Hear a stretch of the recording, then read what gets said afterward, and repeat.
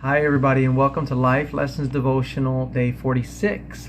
We're in Exodus chapter 20 today, and it's talking about the Ten Commandments. Now, this is something of great controversy, especially here in the United States, where they've even taken it out of courthouses. That's just an attack of the enemy. But also, it can become a matter of debate or discussion, religious arguments. And I would like to share a principle from this chapter that cannot be argued. It's an application that is important to all of us. You see, when God gave the Ten Commandments, they were designed to lead Israel into a life of practical holiness. Practical holiness. In other words, something that can be practiced, something that is achievable by the power of God, something that can be applied every day. Practical holiness. The problem is that the laws of themselves became the focal point. Law keeping became the means of fulfilling God's ultimate will for their lives, and the focus was off. That happens sometimes. Our focus is off when we're looking at the Word of God, and we forget about God's character. We forget about His ultimate law of love. And His law of love is to put Him before our will and to put others before our personal convenience, even at our own expense, looking out after the best interest of other people. This is what God's desire is for all of us. And so He made these gutter guards, or these 10 commandments, to help people to understand what His expectations are, and also for people to realize their limitations, because when you look at them, you realize that within them it is impossible to accomplish these in our own natural ability. Now, Jesus takes it up a step further, and He raises the bar.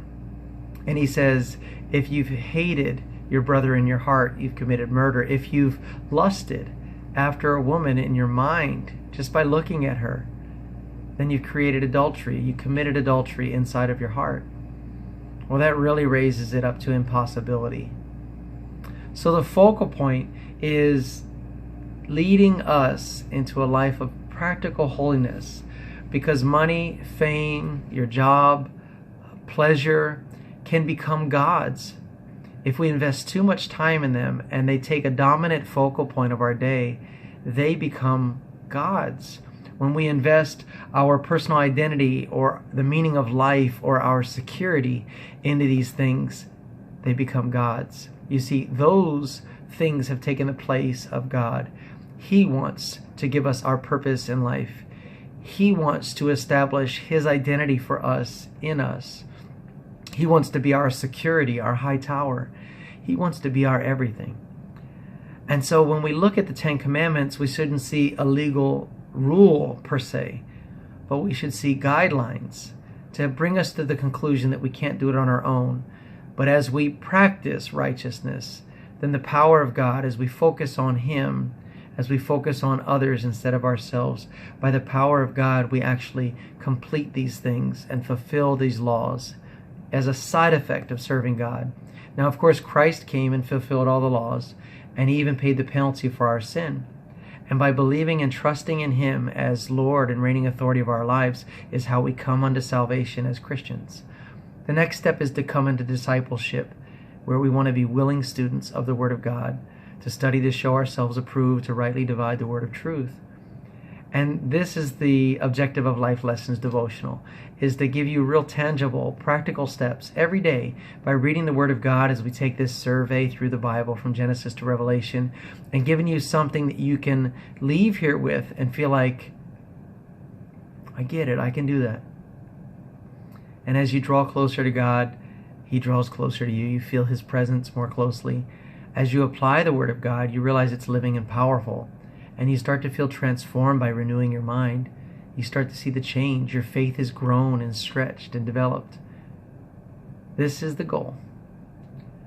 So God commands us to be holy and sanctified, or devoted and consecrated. He says in 1 Peter, He says in 1:16 of 1 Peter, He says, be holy, for I am holy. And He's echoing the decree in Leviticus 11:44 and 45. He says, be sanctified, because I have sanctified you. Be holy, consecrated for my service, because I've created this life for you. And if you aren't aware of how much God has saved you from, well, be prepared, because God is going to show you little by little as you come into the presence of a holy God. He shows you the areas that he wants to work on in your life. And at times it can be pretty devastating to realize how unholy we are naturally, and that a holy God would want to spend time with us, would consider us, would even think of us. Yet he does more than that. He knows the number of hairs on our head. He considers us the most valuable of his creation, and he has a purpose and plan for everybody's life. So the takeaways from this: God is after, it's a process, and God is after us practicing holiness, wanting us to be disciples, wanting us to desire to be closer to him, looking to see how we're applying the word of God every day to our lives. If you stumble, you get back up. If you fall down, you get picked back up. If you go astray, you come back home. This is the process of development. And as we are obedient, we experience the life God had always planned for us. I hope this has really helped you today. I pray that you let me know, either by a thumbs up or a comment, so other people can be encouraged, even sharing this with other people. Or you could email me at consider.it.well@gmail.com with your comments or concerns or even questions. All right, have a blessed evening.